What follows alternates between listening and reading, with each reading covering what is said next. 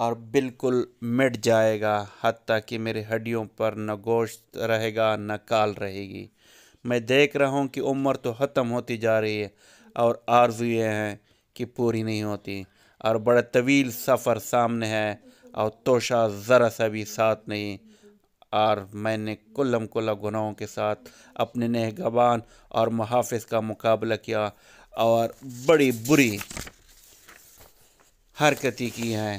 جواب واپس بھی نہیں ہو سکتے تھے، یعنی جو گناہ کر چکا ہوں وہ بغیر کیا نہیں ہو سکتے، اور میں نے لوگوں سے چھپانے کے لیے پردے ڈالے کہ میرا عیب کسی پر ظاہر نہ ہو، لیکن میرے جتنے مخفی گناہ ہیں وہ کل کو اس مالک کے سامنے ظاہر ہوں گے، اس کی پیشی میں پیش ہوں گے۔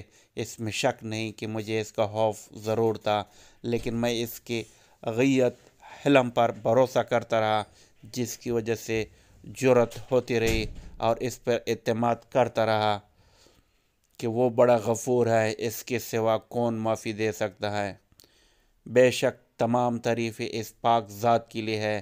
اگر موت کے اور مرنے کے بعد گلنے اور سڑنے کے سوا کوئی دوسری آفت نہ بھی ہوتی، اور میرے رب کی طرف سے جنت کا وعدہ اور دوزخ کی دھمکی نہ بھی ہوتی، تب بھی مرنے اور سڑنے ہی میں اس بات پر کافی تنبیہ موجود تھی کہ لہو لباب سے احتراز کیا جاتا، لیکن کیا کرے، ہماری عقل زائل ہو گئی، کسی بات سے عبرت حاصل نہیں ہوتی۔ بس اب اس کے سوا کوئی چارہ نہیں کہ کاش گناہوں کو بخشنے والا میرے مغفرت کر دے۔ جب کسی غلام سے کوئی لغزش ہوتی ہے تو آقا ہی اس کو معاف کرتا ہے۔ بے شک میں بدترین بندہ ہوں جس نے اپنے مولا کے عہد میں خیانت کی، اور نالائق غلام ایسے ہی ہوتے ہیں کہ ان کا کوئی قول قرار معتبر نہیں ہوتا۔ میرے آقا، جب تیری آگ میری بدن کو جلائے گی تو میرا کیا حال بنے گا، جبکہ سخت سے سخت پتھر بھی اس آگ کو برداشت نہیں کر سکتے۔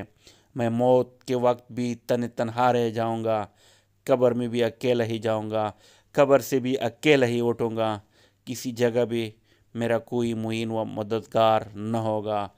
پس اے وہ پاک ذات جو خود اکیلی ہے، وحدہ لا شریک لہ ہے، ایسے شخص پر رحم کر جو بالکل تنہا رہ گیا۔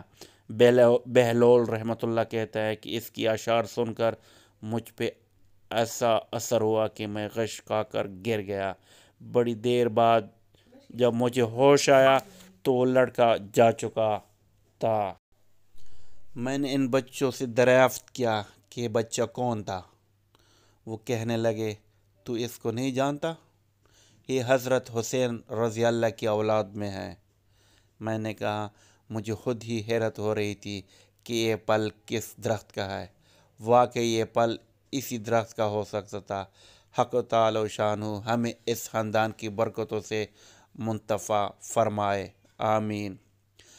حاصل، بے شک اس واقعے کی ایک ایک نصیحت میرے اور آپ کے لیے مشعل راہ ہے، چنانچہ ان قیمتی نصیحتوں کو ہمیں اپنی زندگی کا حصہ بنا لینا چاہیے۔ اللہ تعالی ہم سب کو عمل کرنے کی توفیق عطا فرمائے، آمین یا رب العالمین۔